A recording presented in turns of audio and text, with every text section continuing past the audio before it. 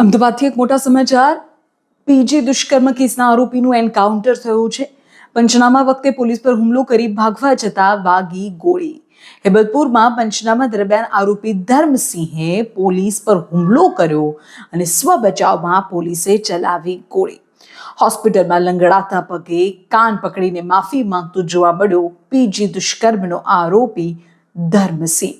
પૂરી જાણકારી જો તમને આપું તો અમદાવાદના ચર્ચિત પીજી દુષ્કર્મ કેસમાં અત્યારના સમયના મોટા સમાચાર સામે આવ્યા છે.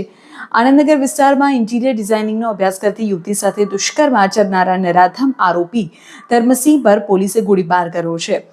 મળતી માહિતી મુજબ આનંદનગર પોલીસ આરોપી ધર્મસિંહને ઘટના સ્થળે પંચનામાની કામગીરી માટે એ વિસ્તારમાં લઈ ગઈ. ઘટના સ્થળે હેબતપુરમાં પણ આ દરમિયાન પાપ છુપાવવા મતતા આરોપી અચાનક પોલીસ કાફલા પર હુમલો કરી દીધો અને ત્યાંથી ભાગવાનો નિષ્ફળ પ્રયાસ કર્યો.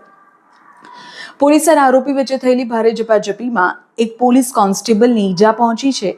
પરિસ્થિતિ કાબુ બહાર જતા અને આરોપીને ભાગતો રોકવા માટે પોલીસે સ્વ બચાવમાં ફાયરિંગ કરવું પડ્યું.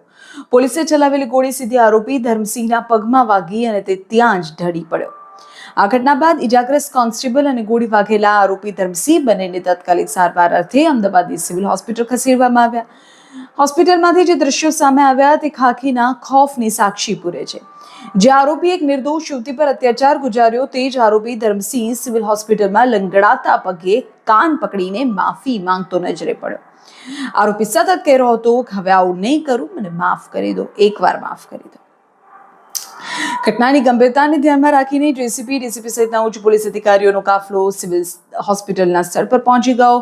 પોલીસનું કહેવું છે કે ફરજ પરના પોલીસકર્મીઓ પર હુમલો કરવા અને ભાગવાનો પ્રયાસ કરવા બદલ આરોપી વિરુદ્ધ બોડકદેવ પોલીસ સ્ટેશનમાં હવે વધુ એક ગુનો નોંધાશે. અમદાવાદ પોલીસે ગણતરીની કલાકોમાં નરાધમને જેલના સળિયા પાછળ તો ધકેલ્યો જતો, પણ હવે ભાગવાનો પ્રયાસ કરવો પણ તેને ભારે પડી ગયો. જોવું રહેશે કે આગામી શું કાર્યવાહી થાય છે.